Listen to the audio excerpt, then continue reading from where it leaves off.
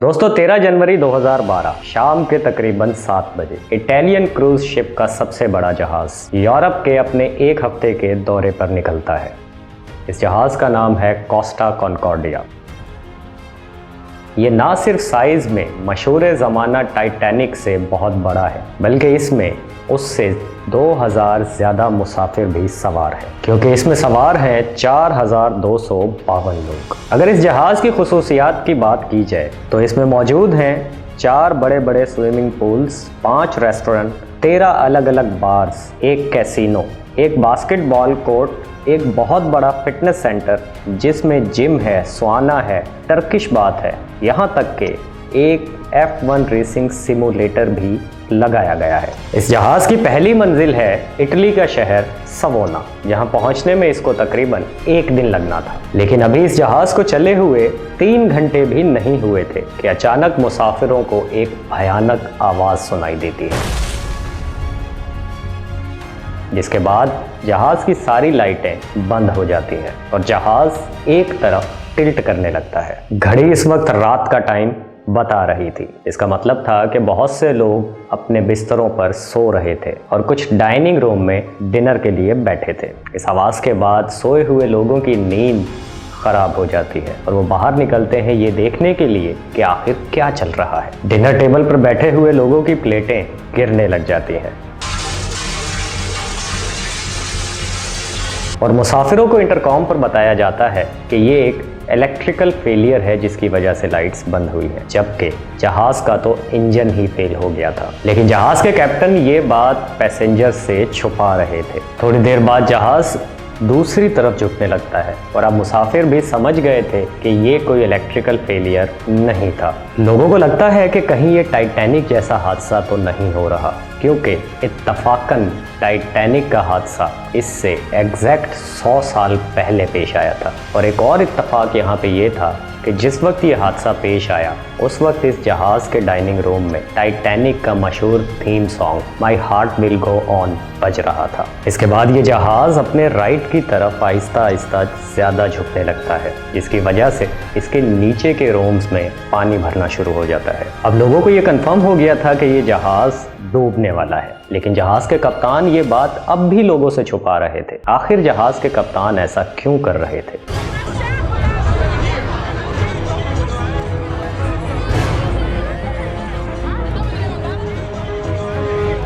दोस्तों, इस जहाज़ को कोस्टा क्रोसीर नामी एक कंपनी चलाती थी। पहले तो यह कंपनी सिर्फ कार्गो शिप्स ही चलाती थी और 1948 में इन्होंने अपनी कोस्टा लाइन्स शुरू कर दी और बहुत कम अरसे में ये यूरोप की one of the biggest cruise ship companies में शामिल हो गई। इसके बाद साल 2000 में इस कंपनी को कार्निवल कॉर्पोरेशन नामी एक कंपनी ने खरीद लिया, तो कोस्टा क्रोसीर बन जाती है कार्निवल की सबसे बड़ी कंपनी। जून 2006 में ये कंपनी एक कॉन्कॉर्डिया क्लास का जहाज लॉन्च करती है, जो है हमारा आज का कोस्टा कॉन्कॉर्डिया, अपने ज़माने का सबसे बड़ा इटालियन क्रूज शिप, जिसे बनाने में लगे थे $570 मिलियन।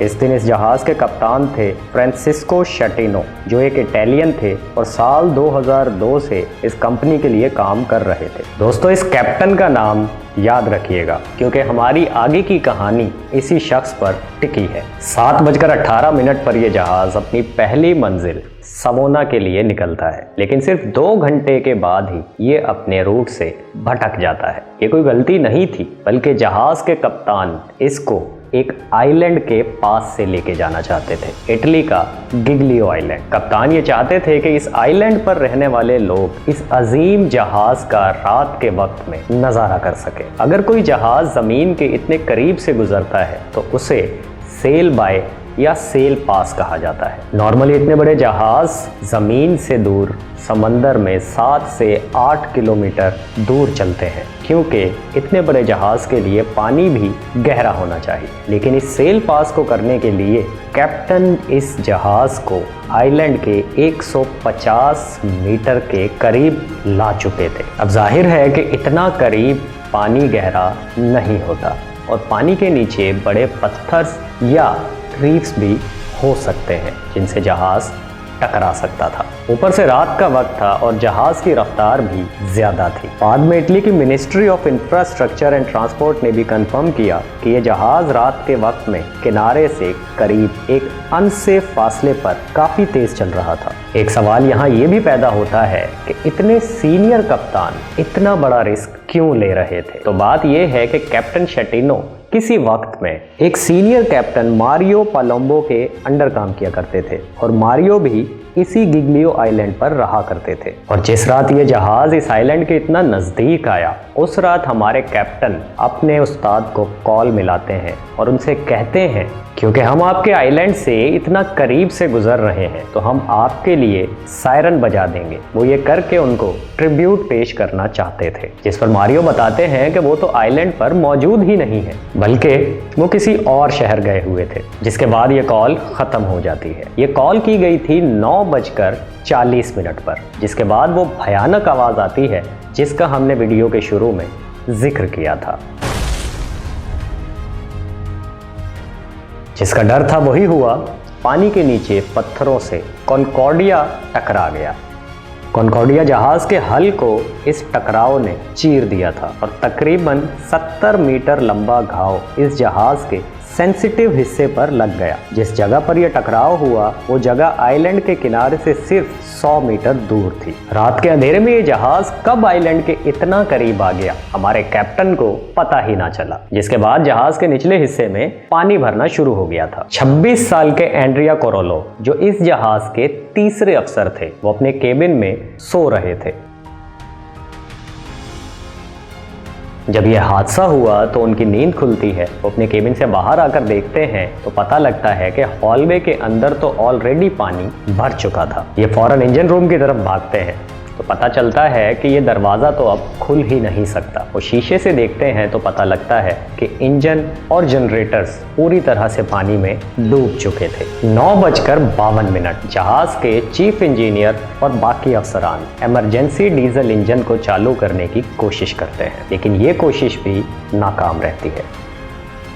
फिर चीफ इंजीनियर जहाज के कप्तान की तरफ भागते हैं ताकि उनको बता सकें कि प्रॉब्लम आखिर कितनी बड़ी हो चुकी है, लेकिन जहाज के कप्तान इस मौके पर अनाउंस करते हैं कि ये एक पावर फेलियर है जिसकी वजह से ब्लैकआउट हुआ है और परेशानी की कोई बात नहीं है।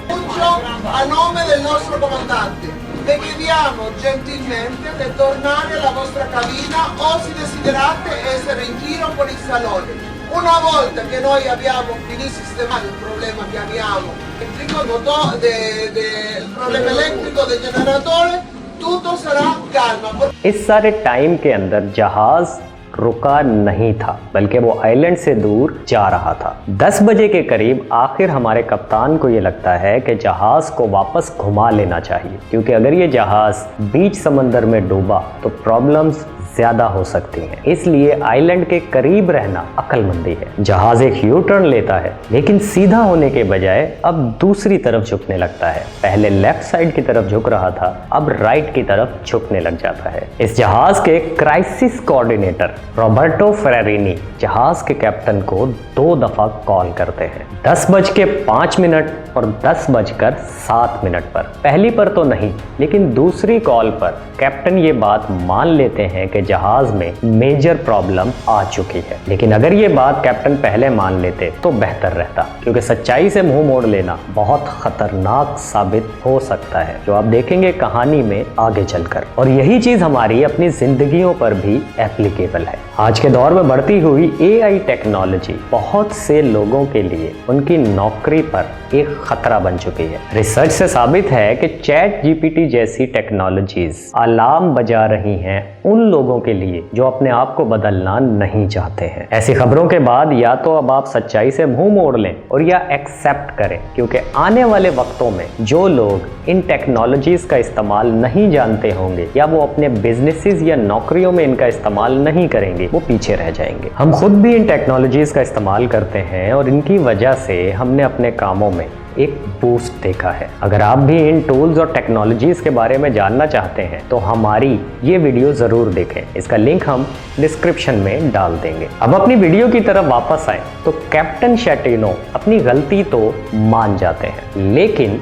यहाँ पर वो एक और बेवकूफ़ी करते हैं, अपनी गलती को कवर अप करने की कोशिश करके। वो कहते हैं कि क्योंकि ये लाइट गई इसकी वजह से एक्सीडेंट हुआ, जबकि एक्सीडेंट की वजह से लाइट गई थी। इस कश्मकश में बहुत से जहाज के मुसाफिर लोकल पुलिस को कॉल करते हैं और 10:12 पर इटालियन कोस्ट गार्ड जहाज के कैप्टन से राब्ता करते हैं और पूछते हैं कि आखिर जहाज पर क्या चल रहा है, क्योंकि जहाज के कुछ मुसाफिर लोकल पुलिस से राब्ता कर रहे थे।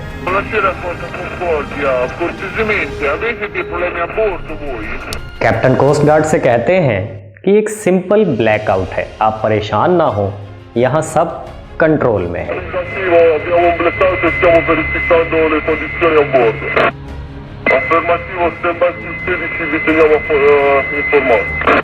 और ये बात कैप्टन ने उस वक्त की थी जब जहाज को टकराए हुए आधा घंटा गुजर चुका था। 10 मिनट और ऐसे ही गुजरते हैं, तब जाकर शेटिनो को ख्याल आता है आखिर कब तक वो अपने झूठों को छुपाते रहेंगे। और फाइनली 10:22 पर शेटिनो अपने रेडियो ऑपरेटर को कहता है कि तुम कोस्ट गार्ड को कॉल करो और उनको बताओ कि जहाज को टक्कर लग गई है और कॉन्कॉर्डिया को टग बोट्स की ज़रूरत पड़ेगी। और वो इसमें इजाफा करते हुए कहते हैं कि लोगों को हमने लाइफ जैकेट्स दे दी हैं और सब सेफ हैं। इस सिचुएशन में एक मिनट इंतहाई ज़रूरी था, क्योंकि जहाज बहुत तेज़ी से एक तरफ झुक रहा था। फाइनली 10:33 पर एक इमरजेंसी अलार्म बजाया जाता है और मुसाफिरों को कहा जाता है कि वो इमरजेंसी असेंबली एरियाज में जाकर जमा हो और अगली हिदायत का इंतज़ार करें।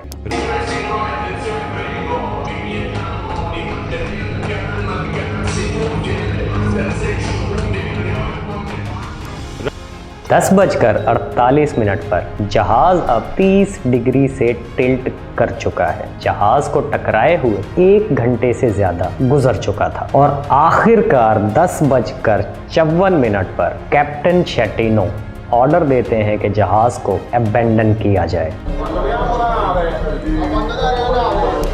जरा सोच कर देखें, 4000 लोग एक जहाज पर फंसे हुए हैं। जहाज 30 डिग्री से टिल्ट कर चुका है, उसके नीचे के हिस्सों में पानी भर चुका है और उसके ऊपर के हिस्सों में सामान गिरने की वजह से सब कुछ तहस नहस हो चुका था। इस पूरी सिचुएशन में अब तक शेटिनो ने सिर्फ एक अच्छा काम किया था, जहाज को यू टर्न दिला के, और हमारे झूठे कैप्टन इस ही चीज का क्रेडिट लेने की भी कोशिश कर रहे थे और चाह रहे थे कि लोग उनको उनके इस फैसले की ही वजह से हीरो की नज़र से देखें। ये बात तो सच है कि उनका ये फैसला बिल्कुल सही था, लेकिन इसके अलावा उन्होंने जितने भी फैसले लिए थे वो ना सिर्फ बेवकूफ़ी से भरे हुए थे बल्कि इंतहाई गलत थे। ऊपर से वो झूठ पर झूठ बोले जा रहे थे और लोगों को गुमराह कर रहे थे। इसके बाद उन्होंने कुछ ऐसा किया जिसके बाद उनको लोगों से सिर्फ गालियां ही पड़नी थी। जैसे ही उन्होंने जहाज छोड़ने का हुक्म दिया तो जहाज पर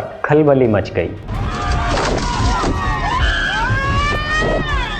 बहुत से लोग तो उनके हुक्म से पहले ही लाइफ बोट्स लेकर पानी में उतर चुके थे। कुछ लोगों को यकीन था कि क्योंकि आइलैंड वहाँ से बहुत करीब है तो वो तैर कर वो पार कर सकते हैं, तो वो ये सोचकर पानी में कूद गए थे। लेकिन कैप्टन के इस हुक्म के बाद पूरी तरह से अफरा तफरी फैल गई थी और लोग तेजी से लाइफ बोट्स की तरफ भागे,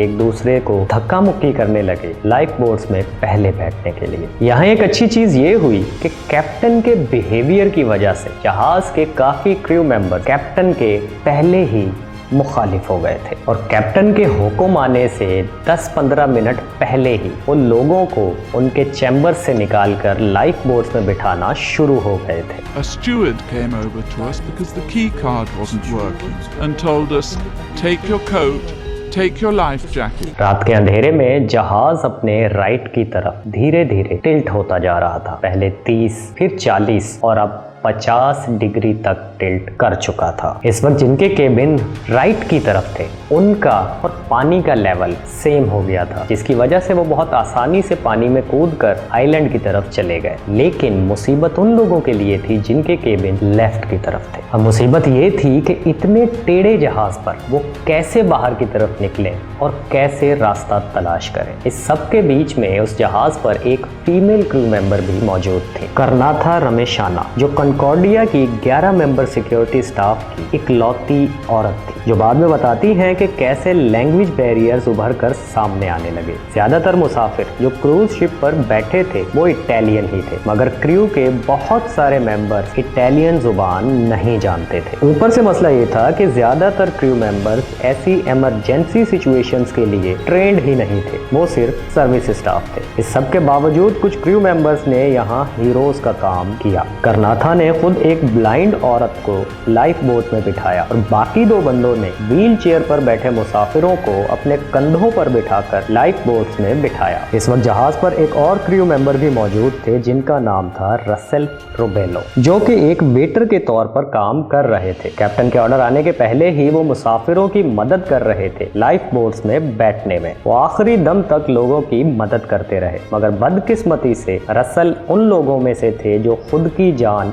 नहीं बचा पाए। इस इवैक्यूएशन के दौरान रसल के साथ एग्जैक्टली क्या हुआ ये तो हम नहीं जानते, लेकिन बचने वाले मुसाफिर बताते हैं कि वो दूसरों की मदद करते करते खुद पानी में डूब गए थे।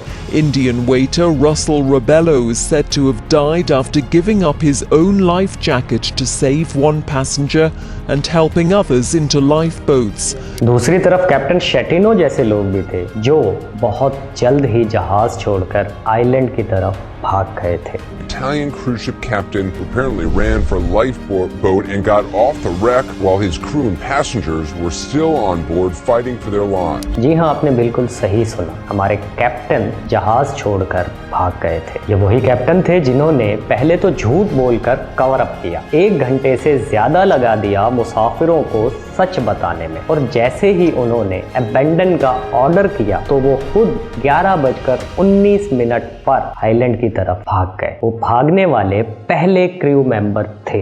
गिग्लियो आइलैंड अपने आप में एक गांव की तरह है। यहाँ बहुत सारे लोग नहीं रहते हैं। यहाँ रहने वालों की टोटल आबादी सिर्फ 700 लोगों पर मुश्तमिल थी। तो कुछ लोगों ने तो अपने घर से निकलकर जरूर देखा कि आखिर बाहर क्या हो रहा है। इस आइलैंड के डिप्टी मेयर थे मारियो पेलरगिनी। उनको जैसे ही पता चला कि यहाँ एक जहाज डूब रहा है, ये खुद एक सिविलियन बनकर गए इस जहाज के पास लोगों की मदद करने। 1 मिनट भी सोचे बिना ये पानी में उतरे और गए लोगों की मदद करने के लिए। ये कहते हैं जहाज डूबा तो कुएं से बनने लगे, जहाज के अंदर पानी के, जिनमें लोग फंसे हुए थे। वो एक रस्सी का इंतजाम करते हैं और इस रस्सी के जरिए से कुएं में फंसे लोगों की जान बचाते हैं। इस अर्ली इवैक्यूएशन में 2500 से 3300 के करीब लोग आइलैंड पर सेफली पहुंच चुके थे। 11:38 हो चुके हैं और अब भी तकरीबन 400 से ज्यादा लोग जहाज पर फंसे हुए थे। इटालियन कोस्ट गार्ड के हेलीकॉप्टर और रेस्क्यू सर्विसेज की कश्तियां भी अब लोगों को रेस्क्यू करने के लिए जहाज के पास पहुंच चुकी थी। कई लोगों को तो ये पानी के बीच में से बचाते हैं, लेकिन इनको नहीं पता कि जहाज के अंदर एग्जैक्टली कितने लोग इस वक्त भी फंसे हुए हैं। रात के 12:42 कोस्ट गार्ड के कमांडर कैप्टन ग्रिगोरियो डी फाल्को कैप्टन शेटिनो को कॉल लगाते हैं। सुनिए जरा इस कॉल की actual recording. Io sono De Falco da Livorno, parlo col comandante? Sì, buonasera, comandante Di Falco. Mi dica il suo nome, per favore. Sono il comandante Schettino, comandante. Schettino? Sì. Ascolti Schettino. ये captain शेटिनो से सीधा गुस्से में कहते हैं कि तुम captain हो, तुम्हें वापस जहाज पर जाना चाहिए। मैं तुम्हें ऑर्डर देता हूँ कि जाओ और बताओ कि कौन कौन से मुसाफिर जहाज पर बचे हैं। Lei quella biscaccina la percorre in senso inverso, sale sulla nave e mi dice quante persone e che cosa hanno a bordo, chiaro? तुम इस तरीके से अपने मुसाफिरों को छोड़कर भाग नहीं सकते। Guardi Schettino che lei si è salvato forse dal mare, ma io la porto veramente molto male, faccio passare l'anima di guai. Vado a bordo. शेटिनो बहाने बनाने लगता है कि प्लीज मैं वापस नहीं जा सकता, मैं वापस नहीं जा सकता। Sto andando perché ci sta l'altra lancia che si è fermata. Lei vada a bordo, è un ordine, lei non deve fare altre valutazioni, lei ha dichiarato l'abbandono nave. इस सब के बाद कैप्टन शेटिनो वापस नहीं जाते यही वजह थी कि बाद में लोग इनको कैप्टन कावर्ड कहकर पुकारने लगते हैं। एक तरफ इस जहाज के बहादुर क्रू मेंबर और कोस्ट गार्ड्स की टीम जो पूरी रात इस ऑपरेशन में हिस्सा लेती रही, और एक तरफ कैप्टन शेटिनो जो आइलैंड पर बैठकर नजारा करते रहे। अगली सुबह जब सूरज निकला और इस जहाज पर रोशनी पड़ी तो लोगों ने देखा कि ये कितना बड़ा हादसा था। इन तस्वीरों को देखें जो सुबह के वक्त ली गई थी, और जिस हिस्से पर टकराव हुआ था इस हिस्से को भी देख सकते हैं कि ये कितना बड़ा टकराव था। सुबह तक ज्यादातर लोग रेस्क्यू किए जा चुके थे। 3 लोगों की मौत कंफर्म हो चुकी थी, लेकिन कुछ लोग अब भी जहाज पर ही फंसे हुए थे। इस बीच गिगलियो पर रहने वाले तमाम लोग जान चुके थे इस हादसे के बारे में, और बहुत से लोकल इन लोगों की मदद के लिए निकले। इस आइलैंड पर 700 लोग रहते थे, लेकिन इन लोगों ने 4000 लोगों के लिए अपने घरों के दरवाजे खोल दिए ताकि इनको शेल्टर फराहम किया जा सके। एलिजाबेथ नानी जो गिगलियो टूरिस्ट इंफॉर्मेशन में काम करती थी, इन्होंने बताया कि ज्यादातर लोग शॉक में थे। कुछ लोग हाइपोथर्मिया का शिकार बने हुए थे क्योंकि पानी बहुत ठंडा था, लेकिन सब लोग अपनी फैमिली मेंबर्स और दोस्तों को ढूंढने की कोशिश कर रहे थे। आइलैंड पर मौजूद स्कूल, चर्चेज और कैंटीन जैसी जगहों को खोल दिया गया था ताकि सर्वाइवर्स को सर पर एक छत मिल सके। इनको कंबल और गर्म कपड़े भी दिए गए, लेकिन जो रेस्क्यू ऑपरेशन चल रहा था वो अगले मजीद 2 से 2.5 हफ्ते चलने वाला था। Italian navy, coast guards, fire and rescue service सबको इसमें शामिल होना पड़ा। रेस्क्यू डाइवर्स की भी ज़रूरत पड़ी क्योंकि जो अभी भी फंसे हुए लोग थे वो अपने केबिन्स का दरवाज़ा नहीं खोल पा रहे थे। पानी का प्रेशर दूसरी तरफ से इतना ज़्यादा था कि वो पानी के अंदर ही बंद होकर रह गए थे। 14 जनवरी को एक साउथ कोरियन कपल को रेस्क्यू किया जाता है जो इसी तरह से अपने केबिन के अंदर फंस चुका था। ज़्यादातर लोग जो इस हादसे में मारे गए वो इसी वजह से मारे गए, अपने केबिन्स में बंद होकर और पानी में डूबकर। अगर कैप्टन ने इनको सही वक्त पर बता दिया होता तो शायद इनकी जान बचाई जा सकती थी। इस हादसे में टोटल 32 लोग मौत का शिकार हुए। अगली प्रॉब्लम थी इस डूबे हुए जहाज में से तेल को निकालना और इस पूरे जहाज को यहाँ से रेस्क्यू करना ताकि ये यहीं पर पड़ा ना रहे। इंजीनियर्स ने जब इसको एनालाइज किया तो इसको कंस्ट्रक्टिव टोटल लॉस डिक्लेयर कर दिया, जिसका मतलब था कि इसको बचाने का अब कोई चांस नहीं है। ये जहाज दोबारा पानी पर नहीं चल सकता। अब एक ही ऑप्शन बचा था कि इस जहाज को डिसअसेंबल किया जाए और इसके स्क्रैप मेटल को बेच दिया जाए। सबसे पहले इस जहाज में 19 लाख लीटर फ्यूल था और अभी इस जहाज ने चलना ही शुरू किया था, इसलिए ये फुल्ली लोडेड शिप था। फ्यूल निकालने के लिए जहाज के अराउंड एक ऑयल बैरियर बनाया गया और 12 फरवरी 2012 को जाकर ऑयल रिमूवल प्रोसेस शुरू किया गया। क्योंकि ये सर्दियों के दिन थे इसलिए एक प्रॉब्लम ये भी थी कि बहुत सारा ऑयल सेमी सॉलिड स्टेट में जा चुका था और 12 फरवरी 2012 को ऑयल रिमूवल प्रोसेस शुरू किया गया।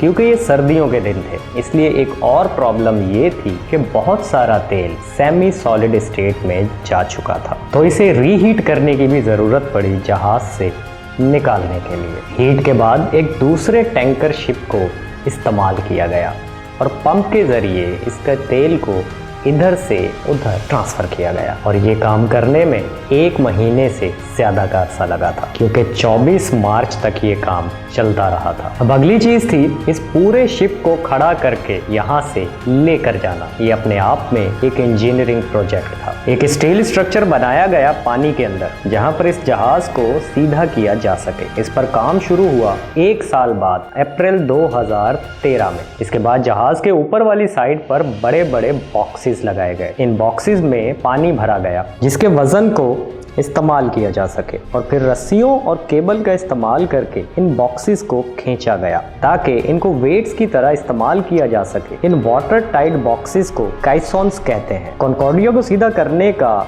टोटल में इस पर 15 बॉक्सेस लगाए गए थे। 16 सितंबर 2013 को प्रोसेस शुरू हुआ कॉन्कॉर्डिया को सीधा करने का। आप देख सकते हैं कि ये कैसे किया गया था, पुलिंग मशीन्स, स्टील स्ट्रक्चर्स और काइसॉन्स का इस्तेमाल करके। इसके बाद अगला स्टेप था इस जहाज को पानी पर तैराना। इसके लिए इस जहाज की दूसरी तरफ भी काइसॉन्स लगाए गए और इसके बाद इन काइसॉन्स से पानी निकाल दिया गया ताकि जहाज फ्लोट करने लगे। A sound usually used to warn bled out to shout success.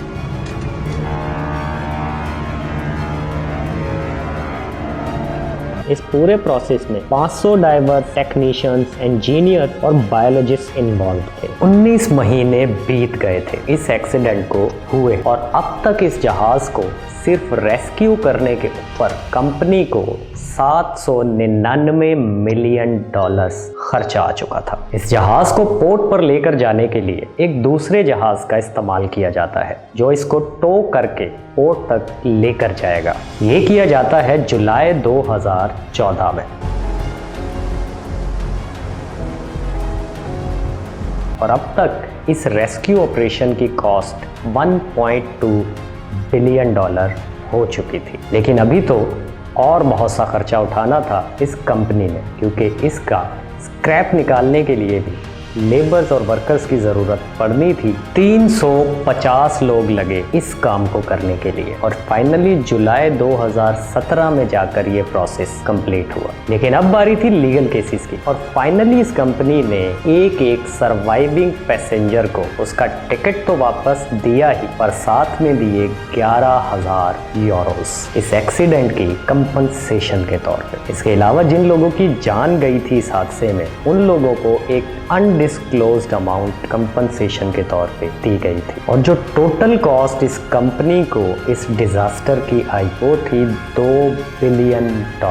अब एक सवाल आपके दिल में जरूर आ रहा होगा कि हमारे कैप्टन का क्या बना, वही बंदा जो इकलौता जिम्मेदार था इस पूरे हादसे का, जिसने पहले तो अपने पैसेंजर से झूठ बोला और फिर खुद ही सबसे पहले जहाज छोड़कर भाग भी निकला। दोस्तों, इतने बड़े हादसे के बावजूद हमारे कैप्टन की झूठ बोलने की आदत नहीं गई थी और जब उन्हें कोर्ट में पेश किया गया तो कोर्ट में उन्होंने ये बयान दिया कि जब जहाज 60 से 70 डिग्री पर टिल्ट कर चुका था तो उनका पैर फिसल गया और इस तरह वो लाइफ बोट में जाकर गिरे और वो जानबूझकर आइलैंड पर नहीं भागे थे। अब जाहिर है इस बात पर कोई भी अक्लमंद आदमी यकीन नहीं करेगा और ऐसा ही हुआ कैप्टन शेटिनो के साथ, क्योंकि जज ने उनकी इस बात को उठा के फेंक दिया और 2017 में कैप्टन शेटिनो पर मैन स्लॉटर का चार्ज लगा दिया जाता है और उनको 16 साल की सजा सुना दी जाती है।